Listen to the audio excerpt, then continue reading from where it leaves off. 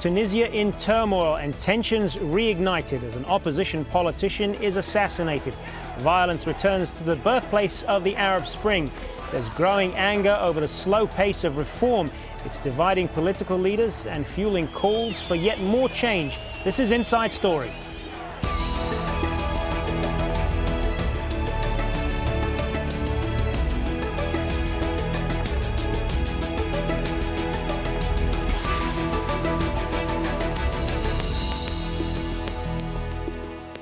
Hello, I'm Hazem Seeker. Welcome to the program. It was hailed as a blueprint for the Arab uprisings, the removal of a long-time dictator and the transition to democratic parliamentary elections. But Tunisia's journey along the road to reform is unravelling. Politicians have been arguing over the allocation of important ministries as they struggle to honour the promises of reform. And now the calculated murder of an outspoken critic of the government has seen protesters flood back onto the streets. For Inside Story, Hashim Harbara has more from Tunis. 2 years ago, thousands of protesters converged on this main square, calling for democracy, freedom and the end of the rule of the former president El-Abidine Ben Ali. 2 years later, Tunisia's problems are far from over. The assassination of a prominent opposition leader, Shukri Belaid, is sparking tension, creating many problems for the political establishment. In an attempt to diffuse tension, the Prime Minister said he is ready for a technocratic government, but his call was rejected by his own party, Al-Nahda, which said in a statement that Tunisia still needs a political government. The largest Labour union, the UGTT, is debating now whether or not to go for a general strike. If they give the go-ahead for a general strike, this is likely to further cripple Tunisia, increase tension and exacerbate the problems of the people and the political establishment. For Inside Story, Hashim Harbara, Al Jazeera, Tunis. Well, the brother of the murdered politician accused the Ennahda party of being involved in his death, something it has denied. The assassination of Shukri Belaid is a clear message to Tunisians. The message is, you shut up or we will kill you. The Ennahda party wants to rule the country by itself. Actually, he has been receiving death threats for a long time. Well, let's bring in our guests now. In Tunis, we have Sayed Ferjani, a member of the Political Bureau of Ennahda, Tunisia's biggest political party. Sayed is also an advisor to the Justice Minister. Also from Tunisia's capital, Yassine Brahim, Executive Secretary of the opposition El-Jumhouri Party. And joining us from our London studios, Youssef Shitty, a political analyst and blogger specialising in the Middle East and North Africa region. Good to have you all with us. Sayed Ferjani, if I could start with you. You heard the comments there from the brother of Mr. Shukri Belaid there, expressing a sentiment that many people in Tunisia feel at the moment, that the Ennahda party wants to rule the country by itself. What is your reaction to that? Thank you very much for this invitation. However, I have to tell us to say that we want to rule for ourselves. This is nonsensical comment by some. I'm not talking about you. And what is it is that it's us who has chosen to be in alliance with both At-Takattul and the CPR, who are both of them, they are left and center left, and who are secular. So we are not in the business of ruling alone. We are against ruling alone, even if we get 10 times the number of votes that we've got already in the last elections. So it's not for the sake of Tunisia. We shouldn't really rule alone in any shape or form. Well, clearly there is a great deal of anger in Tunisia at the current government, and the sense that little has changed since President Ben Ali was ousted 2 years ago. Yeah, because people have been suppressed for about 50 years, more than half a century. And out of the blue, there is all the freedoms that even Britain doesn't enjoy, because in Britain you have a system, a media system, which doesn't allow you really to have within TV, Tunisian TV, an unbalanced view about any issue. Here, because we are in transitional period, whoever can say whatever. And why, for example, in accusing Nahda without anything, without any proof, not only proof, because Mr. Mr. Belaid, and by the way, I really extend my condolences to his family and to his political party. For him, he was saying whatever he wishes to. Sometimes if he was caught in controversial political issues between violence and non-violence, but this is not the issue now. Now that what we want progress, and we want really to achieve our democracy. In what we do believe is the shooting of Mr. Belaid. It was a shooting to our democracy. It was a shooting to our revolution. It was a shooting to the peaceful, to the social peace that reigns within Tunisia, albeit it's in transitional period where it's like a volcano, where everybody is expressing himself or herself or themselves as they wish. So, for the time being, what happened yesterday, what we do believe, it's something which is, I hate to say conspiracy, but we know the hands of some even foreign powers, one or two, not many, who are really dealing with, they don't like the Arab Spring. They don't like that you have this coalition between religious orientated or Muslim orientated party with a purely secular one. They want to shoot down the new experience of Tunisia and the cradle of the Arab Spring. So we are here in a very serious situation indeed. And what we are going to do is that we make sure that we will come out together, because I call for the national unity of everybody. All right, let's get the view then from one of your counterparts in the opposition, Yassin Ibrahim. What is your view on the current situation right now in Tunisia? It does seem, at least from people in the opposition, that there is a lot of anger in the country, and the finger is being pointed squarely at the ruling government. Yeah, Tunisia went through a very sad day yesterday. The murder of Shukri Belaid was a shock for all Tunisians. This is a political militant that was fighting against the dictator for tens of years. And after the revolution, 2 years after the revolution, because of his opinion, because of his positions, probably because of his, I say, use of all the freedom that this revolution brought to Tunisian, he was killed. And we couldn't imagine, because it's not in our native traditions in Tunisia, that we can have someone that can kill someone else in the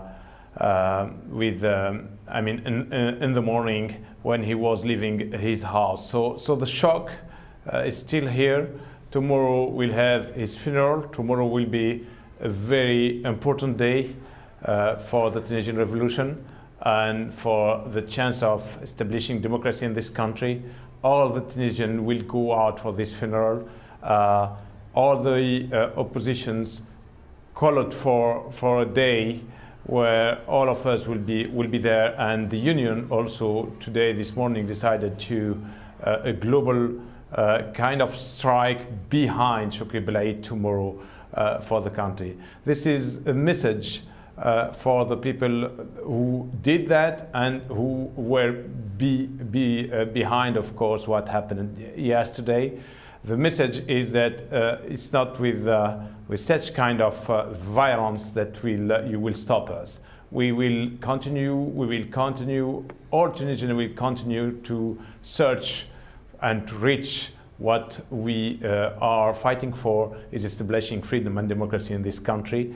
And today, if there is an awareness globally about the political power and current power, and especially, of course, the party that is handling the country, Nahda, is because, of course, they are on power. So at a certain stage, we violence started since April 9th. We had violence, of course, with the groups that were violenting some political meetings. El-Jumhuri, especially, we had just last weekend a meeting in Kirwan where a group of people came and tried, and they succeeded partially to block people coming to this meeting, and they were really violent, and we have, when my friend was talking about proofs, we have proofs, and proofs are now on. We went to the judges, of course. You bring up a number of points there, Yassin Ibrahim, and we'll put that back to Sayed Ferjani in a moment. But let me just get. Hold on a second. Let me just get the view then from Youssef Sharif in London. You've heard the views expressed there from two sides of the political spectrum in Tunisia. What does this assassination tell you about the current situation in the country? Well, as Mr. Ibrahim said, this is totally new in Tunisia. We are not used to this kind of assassinations, so everybody's in a shock now. However, the idea of the Troika, the alliance between Ennahda and the two secular parties who will be ruling the country and who will be leading it to success and to democracy, etc., is a very noble and idealistic idea. However, after the elections, the two allies of Ennahda, the CPR and the Takatul, split in several parts, and they became very weak. So while they were quite strong the day the alliance was sealed, today they are just minor parties in the country. And so when I hear the Ennahda leaders asking for the continuation of this troika, of this coalition, I'm surprised. This is a little bit like, I'm sorry to say this is like the coalition that America brought to Iraq in 2003 with Nicaragua and like very small countries. This is a little bit what the troika is about today. Ennahda, a very strong party, and two really weak and divided parties with it. So today, the country is suffering from maybe the fights inside the troika itself, but also because of the several economic and political problems that were not solved during the last year or two, I mean, after the revolution, and that are still today making a lot of anger inside the country. And when we talk about the assassination itself, I do not accuse Ennahda, but the problem with Ennahda is that it tolerated a lot of violent groups to act in the country, and many, Ennahda has the Ministry of Interior and the Ministry of Justice, but we are still seeing a lot of groups attacking political opposition parties and not allowing them to gather and to have their meetings. So Ennahda is not responsible maybe for the killing itself, but Ennahda is responsible for the peace in this country. Yeah. Well, let's just broaden this out a little bit and give you an idea of how we got to this point. Tunisia's uprising stemmed from growing dissatisfaction over unemployment, corruption, and political repression. The catalyst, though, was the death of the Tunisian street vendor Mohamed Bouazizi. The 26-year-old set himself on fire in December 2010 when police confiscated his vegetable cart and only source of income. His death set off a wave of protests against the government, and by January 14th, President Zine El-Abidine Ben Ali's 23-year rule was over. Free and democratic elections were held in October 2011. The formerly banned Ennahda party won by capturing 41% of the vote. In June of last year, former President Ben Ali was sentenced in absentia to life in prison for the killing of protesters. He remains in exile in Saudi Arabia. And more than 2 years after the uprising, political tensions persist, culminating in the assassination of the secular opposition figure Shukri Belaid and bringing protesters and police back onto the streets. It was mentioned earlier that while people haven't been pointing the finger directly at Ennahda for this killing, they say that your party bears a lot of responsibility for the climate of intimidation that has taken hold in the country. What do you say to that? Due respect to everybody, when they mention this, they try to overlook the reality that we in Tunisia, even our premises in many countries, have been attacked and have been sometimes arsoned. I'm not talking about yesterday or the day before, but it happens many times, and the finger was pointed out to the groups who now they say that they are victims. At the same time, in Sidi Bouzid, last 17th of December, there have been, so the two presidents, Mr. Ben Jafar and both Mr. Ben Jafar and Marzouki, have been attacked by throwing stones from the party who are now crying. So what I want to say is this transitional period, in this transitional climate, that we have an environment that because we allow freedoms, and that's what it should be, many people, they don't know the boundaries between freedom and between organizational and discipline and responsibility. So I'm sorry, we have received several death threats to Mr. Rashid Ghannouchi and to our leaders. We have never made a fuss about it. Yes, we have to talk to the security and we tell them, but what we can do, this is the reality. At the same time, what many people, for example, when they talk about the aims and of the revolution, we have inherited -2 growth, -2 growth in Tunisia. Now we got within a single year, we got +3, and we made sure that we have 110,000 jobs in this year, albeit within a climate that is not helpful. Well, were more than 13,000 between strikes, between a lot of things done in Tunisia, so it doesn't help that people go back to work. You bring up a valid point there. Sorry to interrupt. You bring up a valid point there about some of the deep-seated problems in the country, and I want to turn back to Youssef Shitty and get his view on that. Just to let our viewers know as well that we no longer have Mr. Yassin Ibrahim, Executive Secretary of the opposition Jamhouri Party, but we thank him for the time that he did give us. But we'll turn back to London now. Youssef Shitty. I mean, it's a valid point, isn't it, that this government inherited a lot of problems that no government was going to be able to resolve in the time that it's been given. I totally agree. The problems of Tunisia are years old, and they were continuing. And actually, that's what brought the revolution itself. It's not for political reasons. It's not for religious reasons. It was mainly for economic reasons. But these problems, 2 years later, are continuing.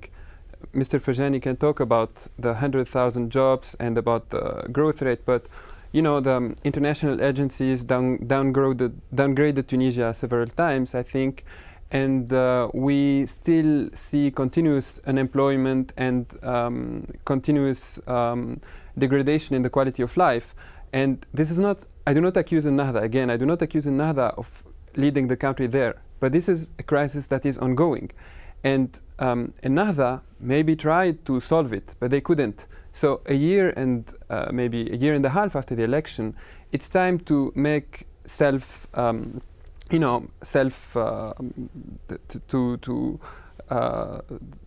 to think about it twice and see what went wrong. And this is what now a lot of people are asking. This is what a lot of people are, why a lot of people are calling the government to resign, is that because these problems were not solved, even if they tried to solve them, even if there are some numbers that show that they solved a lot of them, but still the problems are not solved and the crisis continue. And if you see the indebtedness of the country now, we have a huge debt that actually this government and the government before asked for from several foreign countries or institutions, and we have a huge debt now. So yes, there was a job done, but the job was not completed and the job is facing a lot of difficulties. Well, let's talk a little bit more about some of those economic problems, give you some figures now. Tunisia's revolution was driven for the most part by hopes for a better life, but for many that's simply not happening. Ahead of the revolution in 2010, unemployment stood at 13%, giving rise to the discontent. 2 years later, and it's even worse, hitting 17% with 800,000 Tunisians out of work. Sayed Ferjani, if I could turn back to you on this, that would seem to conflict with what you were saying, that things have improved somewhat in the time that your party has been in power. I mean, we can all use statistics to back up whatever argument we want to make there. But clearly there are a lot of dissatisfied people who don't have jobs in Tunisia. I think what is important to know is that there is no quick fix. These are structural problems and long-term problems. We cannot fix them within a year or few months. And this is, you have seen, for example, since the financial crisis the point is that Europe, things have gotten worse. Yes, These statistics show, as far as jobs, as far as the issue of jobs, things have actually gotten worse in the last couple of years. No, I'm sorry, it didn't go worse. This is the central bank. It's not something which is really that we are in control of it. And you have to understand that with the former regime, what he was to do is to fiddle with the figures and with the stats. We don't, and it's not us. They are not our stats. They are the statistics of the central bank, and the central bank it's not the government, and that's according to the law. So what I want this is very important.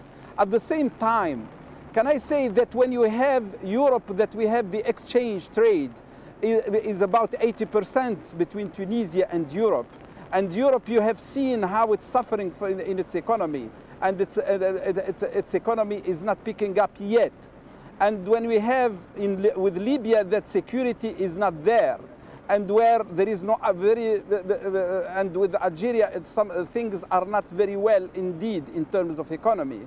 So what I'm saying, within this framework, when we took it from -2 to +3, we are proud of ourselves, albeit that Tunisia needs much more better, and it needs that we have to do a lot more. Youssef Shitty, you've heard what Sayed Ferjani has said there about the unemployment situation, saying that these are central bank figures and they're not responsible for that. What's your view? My view is that yes, the central bank is independent. However, there were a lot of rumors about the change of the governor of the central bank, but I'm not sure about that. But as I said, there are also international figures that point to Tunisia, and Tunisia was downgraded twice, I think, or 3 times. It is true that the European Union is facing a crisis, but you know, you could handle the situation. You can never handle the situation 100%, but you can handle it 50% or 10%. And I think that's where Ennahda is today, like 10 to 20% handling the situation, and the rest is really not falling apart, but facing a lot of problems. So just to say, you know, in Argentina, after the collapse of the economy, there were maybe 4 governments in 1 year, and that's democracy. When you cannot solve a problem, you move on. You don't stay forever. So when we say that Tunisia had years or dozens of years of crisis, and that you're taking that today, yeah. So does that mean that you have to stay tens of years to solve this problem, or try to find maybe quick answers and try? Sayed Ferjani, I just in the couple of minutes or so that we have left, I want to ask you a couple of things. There are mixed messages, it seems, about where this government is going at the moment. Your Prime Minister was saying on Thursday that he intends to dissolve the parliament and replace them with technocratic people who don't have any party affiliation.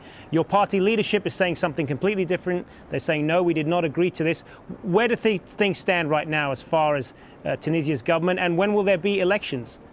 Frankly, we want to go to elections the soonest, because we know that uncertainty is bad for our economy. Uncertainty is bad to really solve the problems, and because instead of some minority political parties in parliament or in the National Council Assembly, in the National Assembly, and just quickly, sorry, just in a few seconds we've got left, just quickly, what's happening with the government? Is the government going to be dissolved? I think the government would be dissolved, but it's according to Parliament should accept that or refuse that. It's not up only to the suggestion of the Prime Minister. All right, that's going to have to be the last word. I want to thank our guests, Sayed Ferjani and Youssef Shitty, and also to Yassin Ibrahim, who chose to leave midway through this program. And thank you for joining us on this edition of Inside Story. Don't forget, you can find this program and many more on our website. That's aljazeera.com. Just follow the links, and why not leave us your comments there too. Thanks for watching. I'm Hazem Sika. The latest news is up next. Bye for now.